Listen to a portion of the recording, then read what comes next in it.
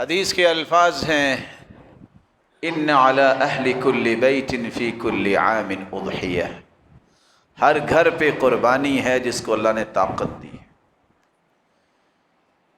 یہ 10واں کام ہے، جس کے پاس طاقت ہے وہ قربانی کرے۔ شریعت کے دشمن آپ کو یہ کہتے نظر آئیں گے فیس بک پہ، ٹویٹر پہ اور مختلف چینلز پہ، نہیں اس سال قربانی نہیں لینی، بجلی نہیں آ رہی چلو کسی کو جنریٹر لے دو، کسی کو یو پی ایس لگوا دو۔ یہ وہ دشمن ہیں اسلام کے جنہوں نے شریعت کا مزاج نہیں سمجھا ہوتا، جنہوں نے اللہ ذوالجلال کی شریعت کی عظمت کو نہیں سمجھا ہوتا۔ قربانی کیجیے، قربانی کے لیے 4 باتیں یاد رکھیے۔ چوری اور ڈکیتی اور دھوکے سے لی گئی قربانی قبول نہیں ہوگی۔ اپنی قربانی کیجیے، تسلی کے ساتھ دیکھیے۔ دوسری بات، ان جانوروں کی قربانی کیجیے جن کا تذکرہ آیا ہے، یذکر اسم اللہ علی ما رزقہم من بہیمۃ الانعام۔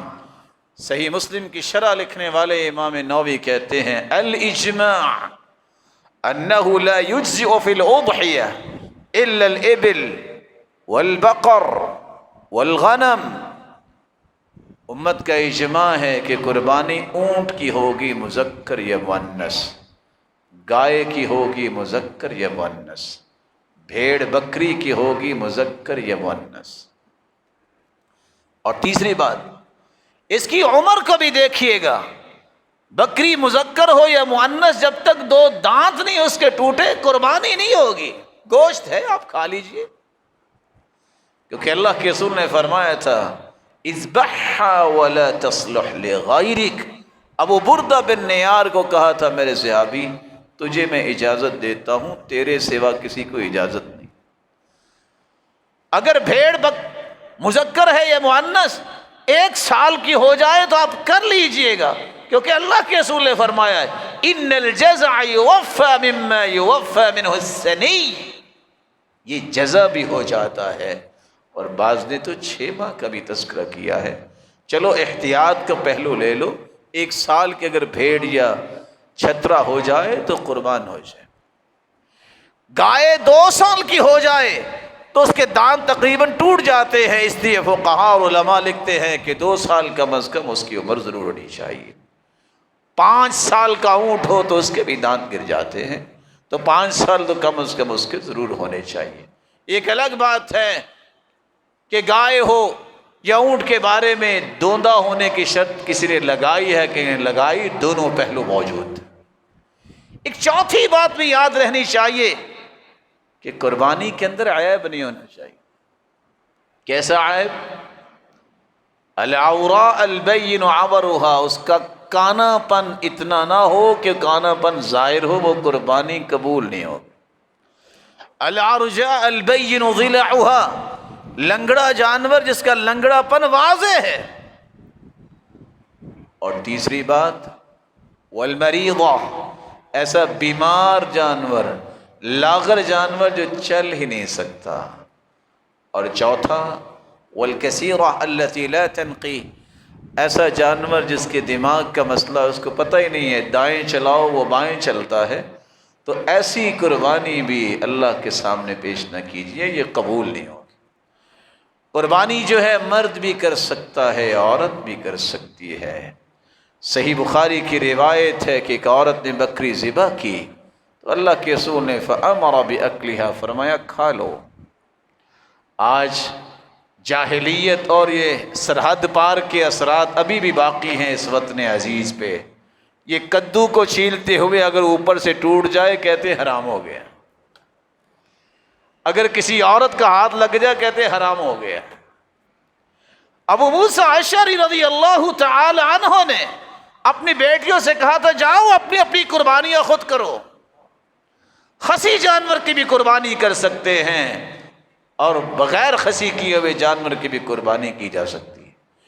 گائے اور اونٹ میں 7 حصے ہیں، باقی ایک ہی حصہ ہوتا ہے۔ لیکن یہ یاد رہنا چاہیے رسول اکرم صلی اللہ علیہ وسلم نے ایک بات بتائی ہے جو عموماً بیان نہیں ہوتی. اگر آپ کہنا یہ چاہتے ہیں کہ میں نے افضل قربانی کرنی ہے تو آپ کیا کریں؟ رسول اللہ صلی اللہ علیہ وسلم کا فرمان ہے دم عفراء ازکی عند اللہ من دم سوداء. اور دوسری روایت میں آتا ہے احب الی اللہ،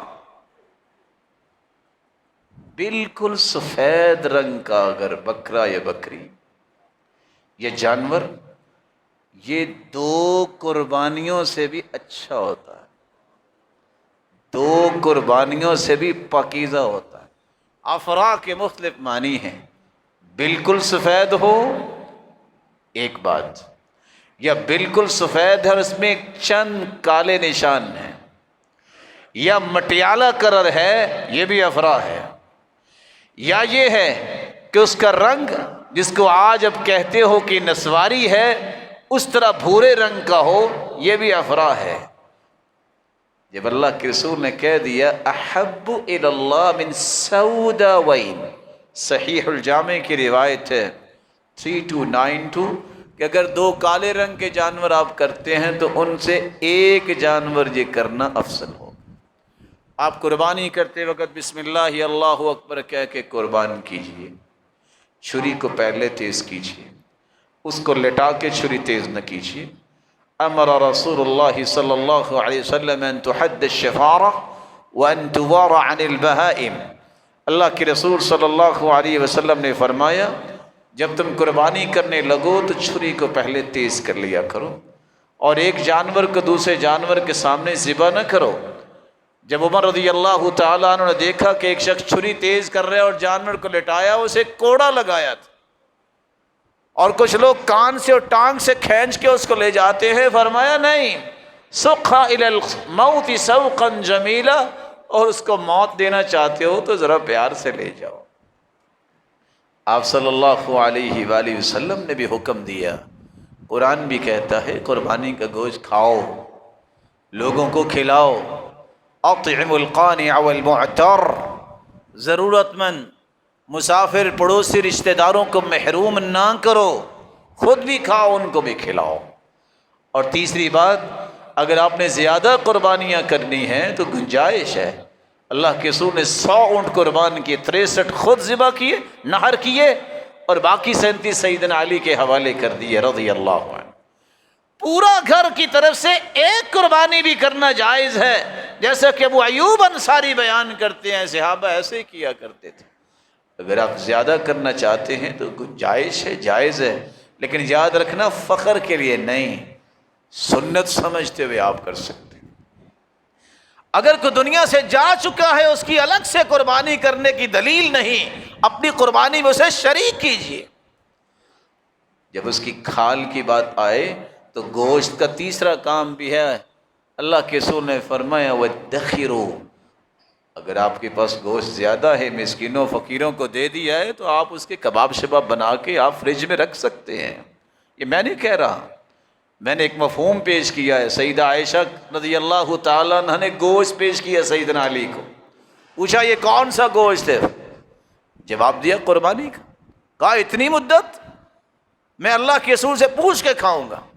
اللہ کے رسول صلی اللہ علیہ وسلم سے پوچھا تو آپ نے فرمایا کلوہ من ذی الحجہ الی ذی الحجہ، ایک ذی الحج سے دوسرے ذی الحج تک آپ کھا سکتے ہیں. لیکن اس کا یہ معنی نہیں ہے کہ پہلی 2 حدیثیں آپ کو یاد نہ رہیں بس یہی یاد رہے.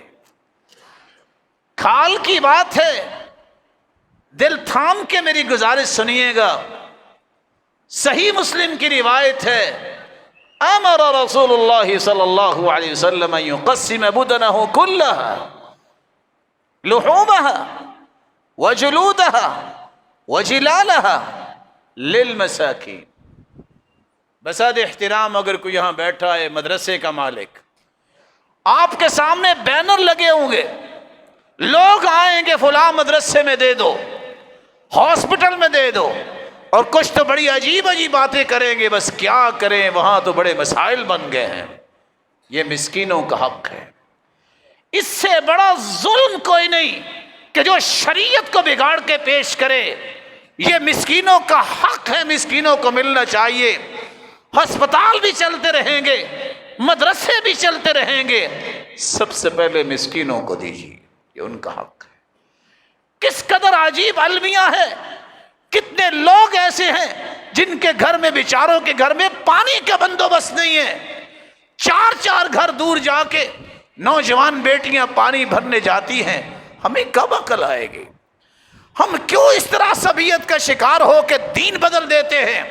رسول اکرم صلی اللہ علیہ وسلم نے جب یہ کہہ دیا ہے یہ مسکینوں کا حق ہے، تو یہ مسکینوں کو ملنا چاہیے۔ اللہ کے رسول صلی اللہ علیہ وسلم نے فرمایا تھا یہ مسکینوں میں تقسیم کر دو اے علی، اور قرآن کہتا ہے جب قیامت کا دن ہوگا 70 ہاتھ لمبی زنجیر ایک شخص کے منہ میں ڈالی جائے گی اور اس کی پشت سے نکالی جائے گی، اسے آگ پہ بھونا جائے گا۔ گناہ کیا ہے؟ انہ کان لا یؤمن باللہ العظیم، اس کا اللہ پہ ایمان نہیں تھا۔ ولا یحض علی طعام المسکین، یہ مسکینوں کے کھانے پہ لوگوں کو ابھارتا نہیں تھا، اس لیے مسکینوں کو دیجیے۔ اگر آپ بیچنا چاہتے ہیں کھال کو تو بیچ کے بھی پیسے اس تک پہنچا دیں، بیچ کے خود کھانے والے کی قربانی نہیں ہوتی۔ من باع جلد اضحیۃ فلا اضحیۃ لہ، جو کھال کو بیچ کے خود ہی کھا جاتا ہے، حدیث کہتی ہے اس کی قربانی نہیں ہوتی۔ اللہ ذوالجلال سے دعا ہے اللہ آپ سب کی قربانیوں کو قبول فرمائے۔ اگر کسی کے دل میں یہ بہت بڑی قلق ہے کہ میں حج پہ نہیں جا سکا، تو دعا یہ ہے اللہ اسے دوبارہ لے جائے۔ لیکن اگر نہیں بھی گئے تو حج کا ثواب لینا چاہتے ہو تو میں 2-4 چیزیں آپ کے سامنے رکھ دیتا ہوں۔ صبح کی نماز باجماعت پڑھیے، اللہ کا ذکر کیجیے، سورج نکلائے تو 2 رکعتیں جو پڑھ لیتا ہے اللہ اسے حج عمرے کا اجر و ثواب دے دیتا۔ گھر سے وضو کیجیے، نیت کیجیے میں نے سیکھنا ہے دین اور سکھانا ہے، مسجد میں آ جائیے۔ حدیث میں آتا ہے جو نماز پڑھ کے کوئی بات سیکھتا سکھاتا ہے گھر واپس جاتا ہے فَأَجْرُهُ كَأَجْرِ الْحَاجِّ الْمُحْرِمِ، اللہ اسے اتنا ہی اجر دیتا ہے جتنا حاجی حج کر کے واپس اپنے گھر آیا۔ ایک تیسرا طریقہ، جو سبحان اللہ الحمدللہ 33 مرتبہ پڑھتا ہے اور 34 مرتبہ اللہ اکبر، اسے بھی جہاد اور حج عمرے جتنا اللہ ثواب دے دیتے ہیں۔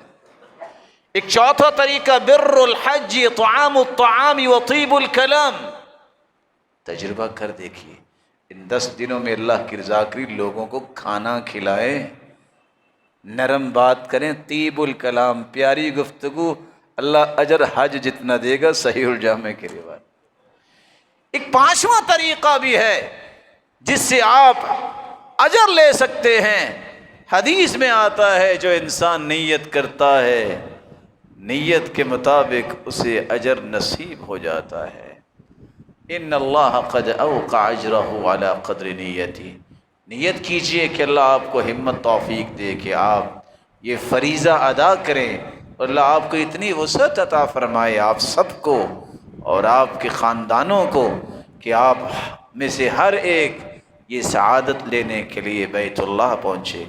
اللہ جس طرح یہ دنیا میں تیرے گھر میں جمع ہیں ان کو جنت الفردوس میں جمع فرما، اور اپنے محبوب کی رفاقت اور اپنا دیدار نصیب فرما۔ وآخر دعوانا الحمدللہ۔